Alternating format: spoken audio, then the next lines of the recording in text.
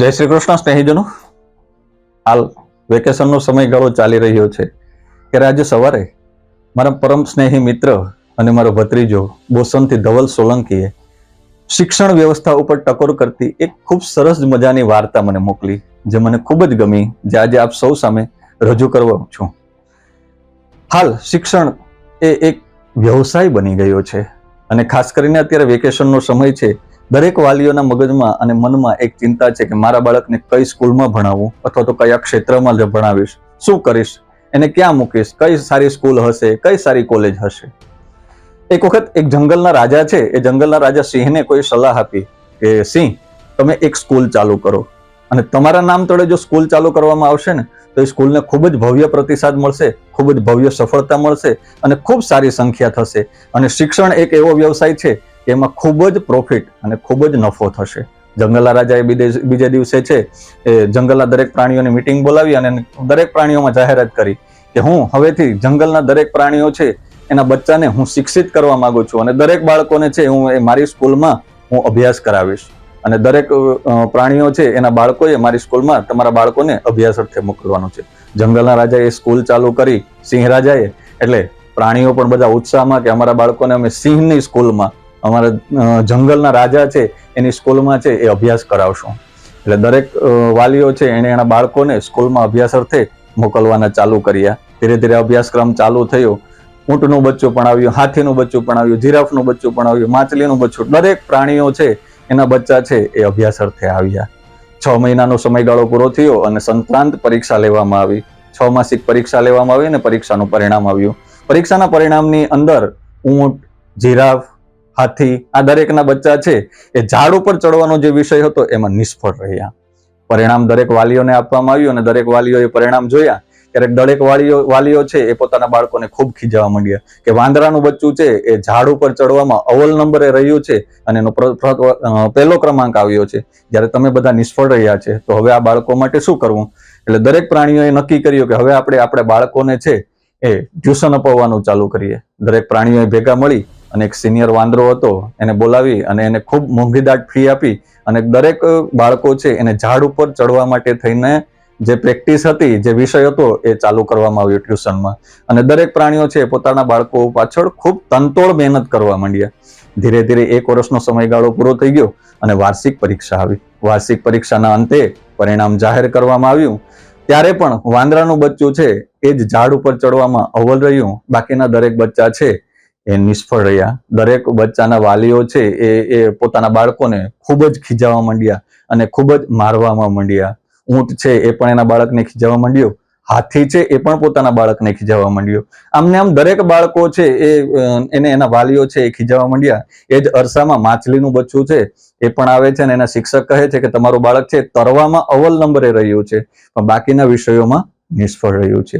ત્યારે પેલું માછલીનું બચ્ચું છે ને એ માછલીને એની માને કહે છે કે માં, મને આ જંગલની શાળા છે ને ત્યાં ગૂંગળામણ અનુભવાય છે. મારી શાળા જે તળાવની શાળા છે ને ત્યાં હું મુક્તપણે ભણી શકું છું. મારે ખરેખર ભણવા માટે મારી જે તળાવની શાળા છે એ જ બહેતર છે. ત્યારે માછલી કહે છે કે તને તળાવની શાળામાં અભ્યાસ કરાવીશ તો સમાજમાં મારું નામ શું રહેશે? કોક એમ કહેશે કે રાજા સાહેબની શાળામાં અભ્યાસ ન કરાવ્યો અને તળાવની સામાન્ય શાળામાં અભ્યાસ કરાવ્યો. આમ કરતા કરતા દરેક વાલીઓ છે એ પોતાના બાળકોને લઈને જતા હોય છે, ખીજાતા હોય છે, મારતા હોય છે અને રસ્તે ચાલ્યા જતા હોય છે. એ જ અરસામાં એક વૃદ્ધ વડલો રસ્તામાં હોય છે. એ આ દ્રશ્ય જુએ છે અને વૃદ્ધ વડલો છે એ દરેક પ્રાણીઓને પૂછે છે કે તમે તમારા બાળકોને શું કામ ખીજાવો છો, શું કામ મારો છો? ત્યારે દરેક પ્રાણીઓ છે એ પોતાના બાળકોની માર્કશીટ બતાવે છે અને કહે છે કે અમારા બાળકો છે એ ઝાડ ઉપર ચડવાનો વિષય છે એમાં નિષ્ફળ રહ્યા છે. ત્યારે પેલો વૃદ્ધ વડલો છે ને એ ખૂબ સરસ જવાબ આપે છે કે પેલા હાથીને કહે છે કે હાથી, તારા બાળકને મારા ઉપર ચડવા માટેની કોઈ જરૂરિયાત ખરી? તારા બાળકને જો પાંદડા ખાવા હોય કે તારા બાળકને મારા ફળ ખાવા હોય તો એની સૂંઢથી એ નીચે ઊભે જ એ પાંદડા અને એ ફળ આંબી શકે છે. ઊંટને પણ આ જ સવાલ કરે છે કે તારા બાળકને પણ મારી ઉપર ચડવાની જરૂર નથી, એને જે પણ ખાવાની ખ્વાહિશ હોય એ ઊભા જ આંબી શકે છે. કહેવાનો મતલબ, તમારા બાળકને ઉપર ચડવાની જરૂર નથી, એ નીચે ને ઊભા પણ મારા ઝાડ અને પાંદડા આંબી લે છે, તો પછી એને મારી ઉપર ચડવાની ટ્રેનિંગ આપવાની કોઈ જરૂરિયાત જ નથી. અને વાંદરાનું બચ્ચું છે એ અવ્વલ નંબરે આવે છે, એનું કારણ એ છે કે એને કૂદકા મારવા અને ઝાડ ઉપર ચડવું એ એનો રસનો વિષય છે, એનો ગમતો વિષય છે, એટલે એના ગમતા વિષયમાં પ્રથમ ક્રમાંકે આવે છે. કહેવાનો મતલબ આપણી શિક્ષણ વ્યવસ્થા આજની છે એ ફક્ત ને ફક્ત 5 વિષયોને સીમિત, એ 5 વિષયોમાં તમારા બાળકને ફરજિયાત ભણવાનું અને એ 5 વિષયોમાં પરીક્ષા આપી અને એમાં જ સારા માર્ક્સ લાવવાના. ક્યારેક કોઈ બાળક કયા વિષયમાં પોતે જ આગળ વધવા માંગે છે કે એનો ગમતો વિષય કયો છે, એ વિષય ઉપર ન તો વાલીઓ ધ્યાન આપે છે, ન આજની શિક્ષણ પદ્ધતિ ધ્યાન આપે છે. જંગલના કે આદિવાસી બાળક છે એ માની લ્યો કે અભ્યાસમાં નબળું હોય પણ એ ખેલકૂદમાં છે એ અવ્વલ રહેતું હોય છે. કોઈ બાળક છે એ કલાકારના ક્ષેત્રમાં આગળ વધવા માંગતું હોય છે, કોઈ બાળક છે એ એન્જિનિયરિંગ ક્ષેત્રમાં આગળ વધવા માંગતું હોય છે, કોઈ બાળક છે એ સંગીતના ક્ષેત્રમાં આગળ વધવા માંગતું હોય છે. કહેવાનો મતલબ આપણી શિક્ષણ વ્યવસ્થા કેવી છે કે આપણા શિક્ષણ અત્યારે એક વ્યાપાર થઈ ગયો છે. દરેક મોટા મોટા હોર્ડિંગ્સ મારી દેવામાં આવે છે, મોટી મોટી જાહેરાતો કરવામાં આવે છે અને મોટા નામ તળે આપણો આજનો શિક્ષણ છે એનો વ્યાપાર ચાલે છે. અને વાલીઓ છે એ ક્યાંક પોતાના બાળકની ભવિષ્યની ચિંતા કરવા કરતા પોતાનો અહમ સંતોષવા માટે અને સમાજમાં પોતાની વાહવાહી કરવા માટે થઈને મોંઘી દાટ સ્કૂલોમાં પોતાના બાળકોને મોકલે છે. ક્યારેય બાળકને પૂછવામાં નથી આવતું કે તને શું ગમે છે, તારે કયા ક્ષેત્રમાં જવું છે.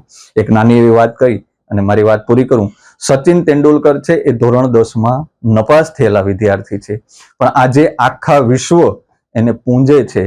ક્રિકેટની દુનિયાનો એ ભગવાન છે. કહેવાનો મતલબ તમારા બાળકનો જે પણ રસનો વિષય હોય અથવા તો તમારું બાળક જે વિષયમાં આગળ વધવા માંગતું હોય એ વિષયમાં તેને આગળ વધવા માટે થઈને સહયોગ આપશો તો એક દિવસ એ જરૂર સફળ થશે. માર્કશીટના માર્ક્સ છે ને એના કરતા એને ગમતા વિષયમાં એને આગળ વધશે ને તો એ ખૂબ સફળ નીવડશે. જય શ્રી કૃષ્ણ સ્નેહીજનો.